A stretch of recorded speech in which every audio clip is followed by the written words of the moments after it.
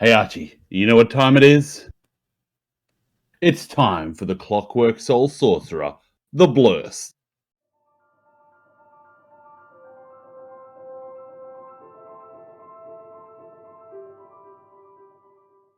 The cosmic force of order has suffused you with magic.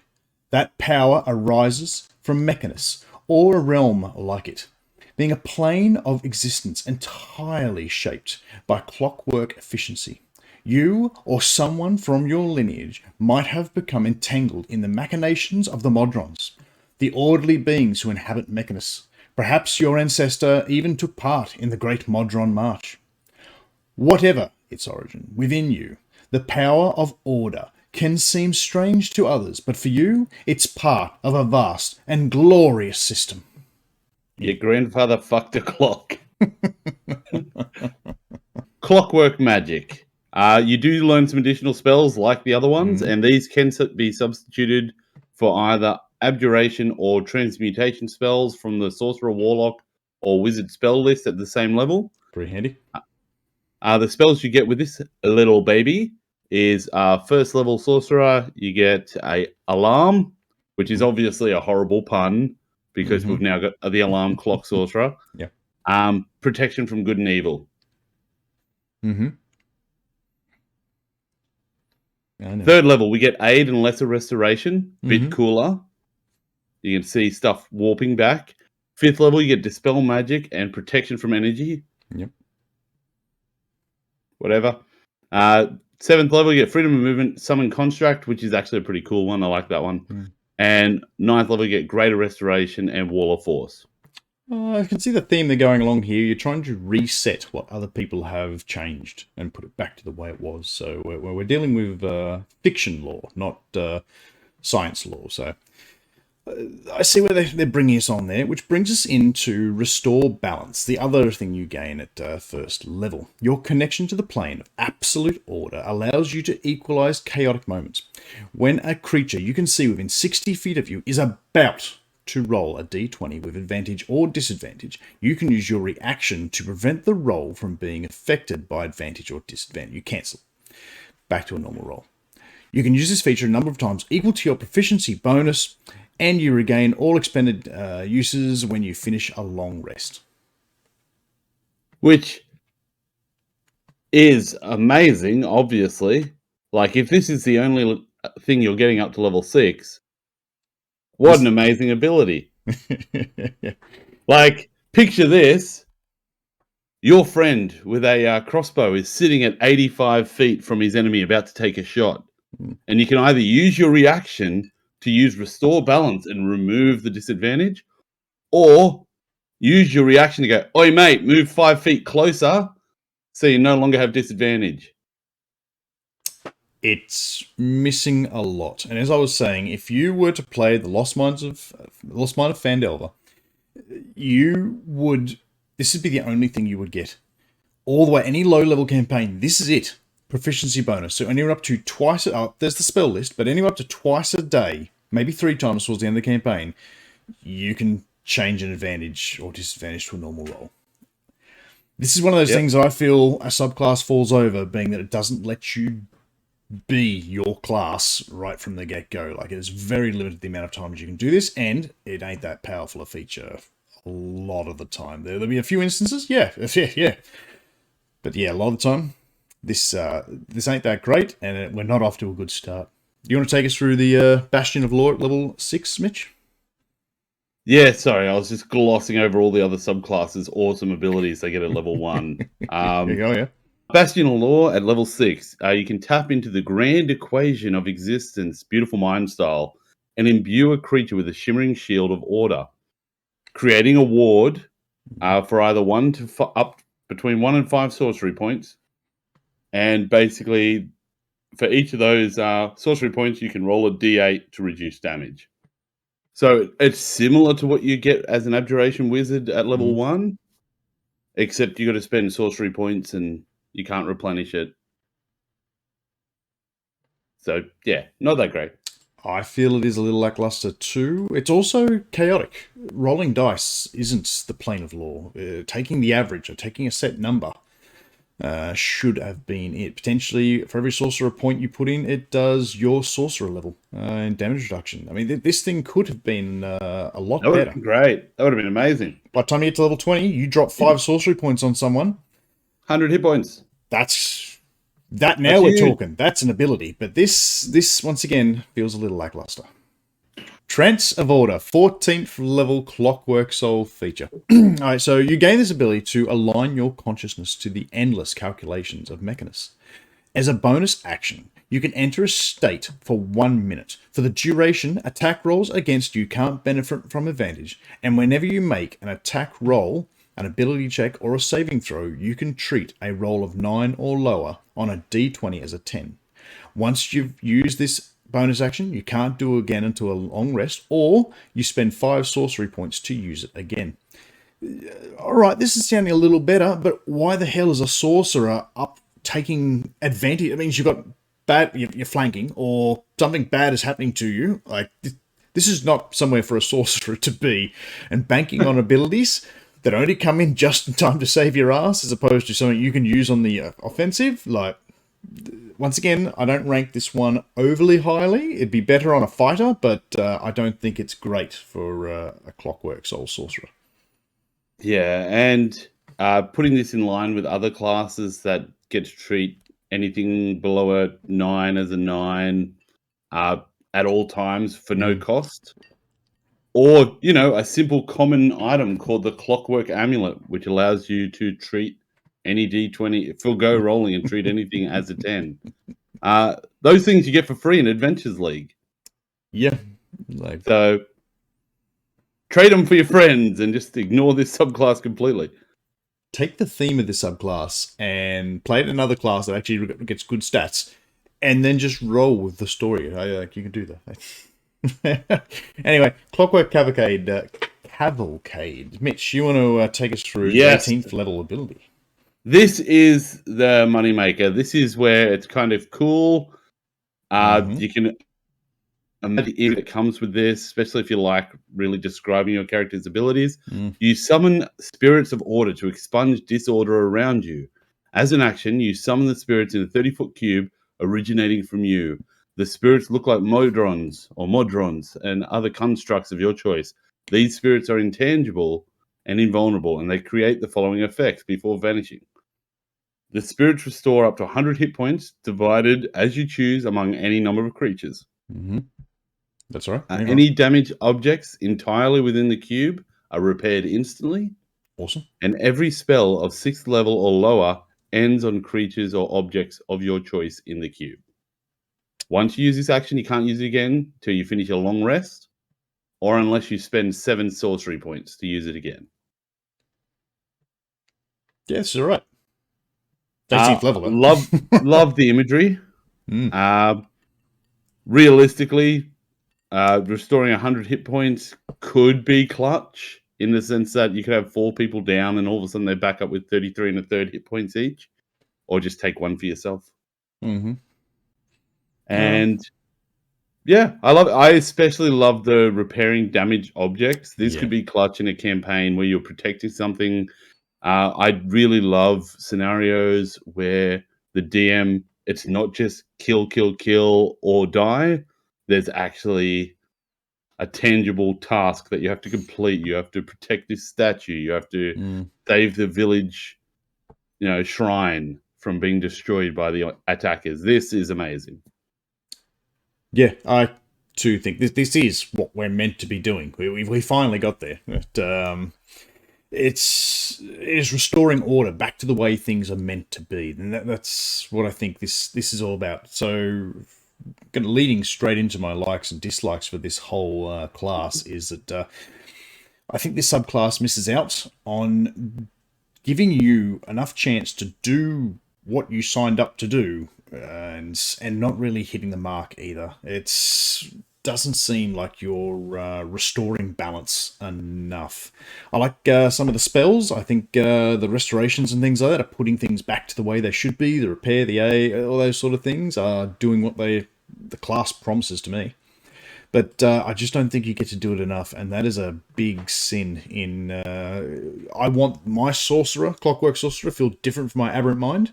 And at the moment, once I've taken advantage away from a bad guy twice, I'm back to being a sorcerer again, same as any other class at any other time, and I can't recognize this from any other sorcerer. I really think it's lackluster at the base levels. And I guess the only other thing to take into consideration is what lore is. I love the Plane of Mechanist. I love Modrons. I love Law and Order, and I love the alignment system. And you got to understand that law is law, and it's fictional law, not scientific law, which means, yeah, like some things are meant to be a certain way. That's law, not how they actually are, and what would actually happen if I change them. That is scientific law. But fictional law is it's meant to be like this. Dwarves are dwarves, and elves are elves. That's the way we like it. Right here. Yeah. What about you, Mitch? What do you like and don't like about this? Once again, I was so excited for this class when I heard about it. But to see the only real ability that I really enjoy being at level 18 felt a little bit let down. The Chronology Wizard has abilities that would have been amazing in this subclass, but obviously they were already taken. And if, Wizard could never take the abilities from one subclass and reskin them as another one. Looking at you, Circle of Wildfire Druids. But no, it's a big letdown. But hey, let's get into that in the DM and player bits. Well, character concept first. We normally roll into. So for my character concept, I really want to touch on Mistra. Mistra was on the plane of Mechanus for a short period of time there, and I would play it that she touched one of the Modrons and instilled magic into it. Now, Primus, the head of that plane, would have locked that Modron down and go, no, we're not going to let that happen. That's not law. But after decades of being tested and watched, nothing's gone wrong, and now by their procedural, they've got to release it for a field test. And now your little Modron is out there trying to insert law everywhere where there's chaos. He would be out there straightening blades of grass. He would be out there watching frogs jump and bringing the one that's not jumping high enough back and making sure it would learn to jump high enough. It would be coming into people playing a game of cards and seeing it all being disorderly and having to take the card deck off everyone and reshuffle them in order so that everyone gets the same cards. Like, this would be a person who would struggle with chaos, and by bringing such a lawful being into your campaign, you could bring the chaos because no one else can get around what he brings to the party, constantly leaping out on people and robbing people and then splitting the money up or something like that. Your line of what is lawful and orderly doesn't necessarily have to be exactly what everyone else is considering lawful. You could have some fun here with this. This would be my character. And I guess because Modrons don't have a stat block yet for characters, you might have to use Warforged, or Auto Gnomes are about to be released and should be out by the time this video comes out. That stat block might suit. Well, I love that. My character concept would be one that completely avoids this subclass and takes a multi-class between Celestial Warlock and the Chronology Wizard. You could make an amazing thing. Like, if you think about the level 6 ability where you get a D8 per sorcery point you put into it, Celestial Wizards get a D6 for every level they have in their subclass. It's pretty much the same thing, except it's a bonus action at range.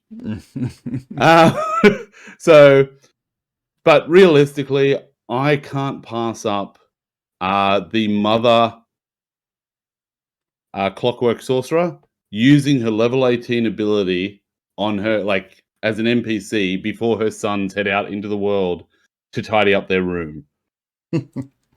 So basically the house is in disarray. They're about to go to their graduation to go out on adventuring, and the mother pulls up all these clockwork equations and stuff, and the whole house just back to perfect order. And they head off to destroy the world. Just how she likes it. That's how she likes it. That's how she does it.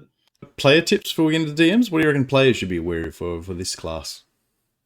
If you're playing a low-level campaign, be very aware that if you're not homebrewing, it could be very underwhelming.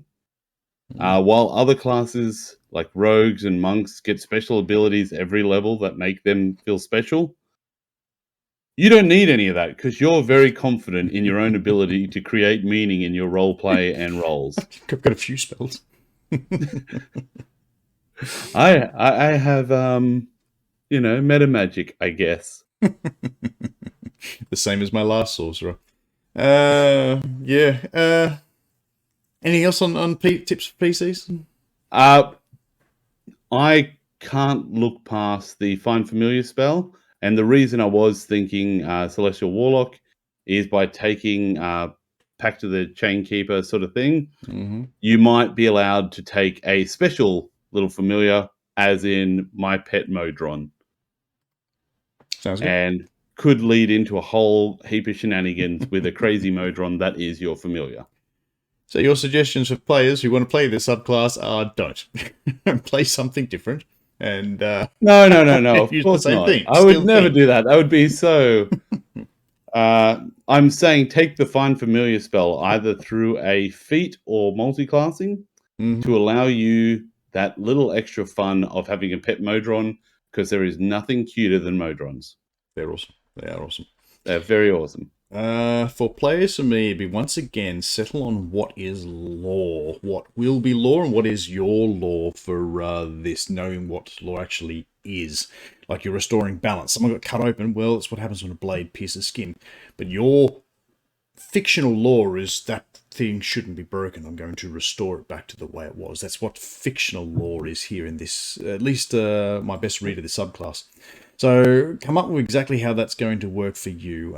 Be prepared to be a little bit potentially lacking in oomph. Your spells, I guess, are what it's going to make up to you. And I think a few improvements for this subclass are required. Like still weight proficiency. Let's make it. You can at least do it equal to the amount your casting modifier or some such. And I think that whole thing needs a redo because it just doesn't feel like I'm doing it all the time. Look at, as Mitch was saying, clockwork amulets and anything else that can help tie in and build upon your character and what they're doing.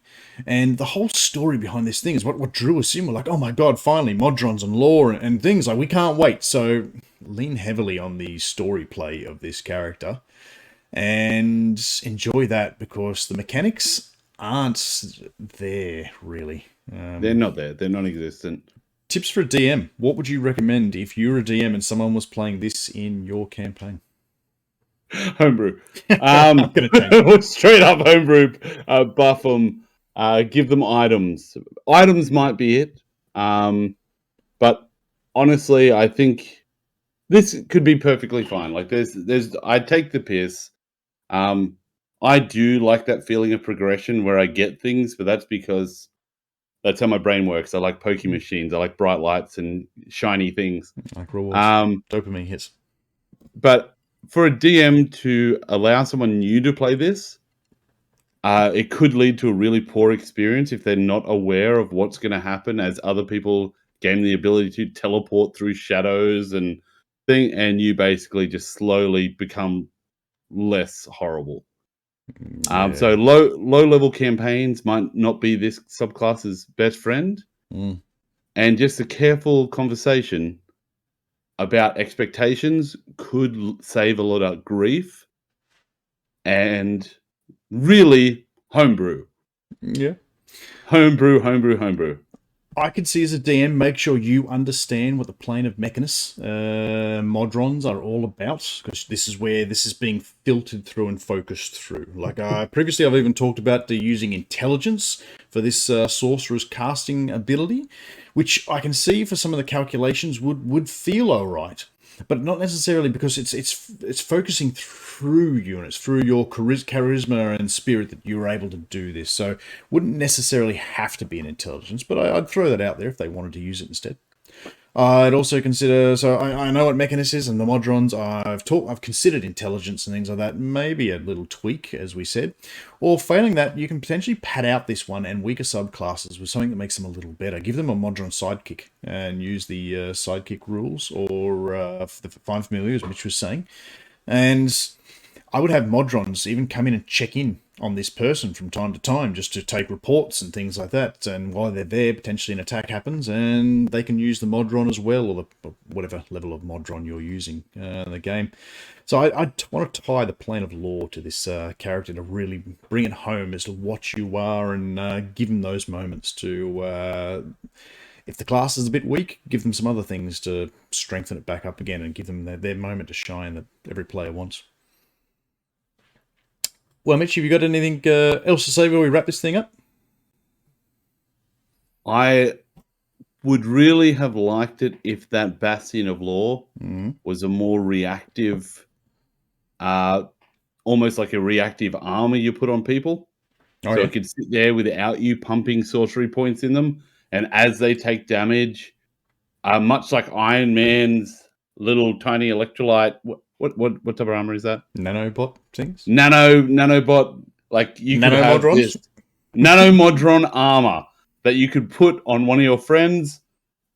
Well, the artificer can have it. Sorcery points in them to heal them. That would be amazing. But this is literally like, hey, when they take damage, you've already put the sorcery points on them, and then you can roll them. So it could be that you dump all your sorcery points on that, and they don't take damage, and you're just out of meta magic for that whole round. All right, we'll wrap that one up. Mitch, what are you up to at the moment? Well, Luke, as you know, I've taken a little bit of a break from D&D because we all must take care of ourselves, our family, and our livelihood. And in my case, I've started a new career working with assistive technology, where I'm providing wheelchairs, walkers, standing frames for people that need them. And it's really rewarding. Does sound it. But I didn't want to hold up those people with my luxuries. So I'm taking time off to learn as much as I can, as fast as I can, so that once I'm up to competent level and I can help everyone without delaying anyone, I can come back to the D&D feeling like a new man. D&D's always there for you, man. It's waiting in the cupboard. Trying to pull me back in. Why don't you just want to get out? Just want to get a hold of my life. You pull me back in, man. Let me live. Our crippling dice addiction. Cool, man. That sounds good. Well, I'm running White Plume Mountain at the moment on Crit and Miss on their Twitch channel, and the episodes are coming up on Crit and Miss's YouTube, so I'll link you in those. And I believe that's running every Monday. Every Monday. We're kicking off somewhere around about 7:45 p.m. Australian Eastern Standard Times. And fantastic. You'll catch us somewhere about then. Tune on in as I run this classic Funhouse dungeon. So I got to say, I caught the first episode last week. Amazing. Awesome. Love those guys. They're very, very good characters they're creating. I love every second of it. When one character ends up naked down the corridor when all the ghouls come bursting out on them. Oh, this is bad. All I've got is a stick. Even if I hadn't seen the session, I could have told you who that was. No worries. All right, thanks for joining us tonight, Mitch. We'll get back to on the next episode, and I'll catch you then. Good to see you again, man. Bye. See you soon.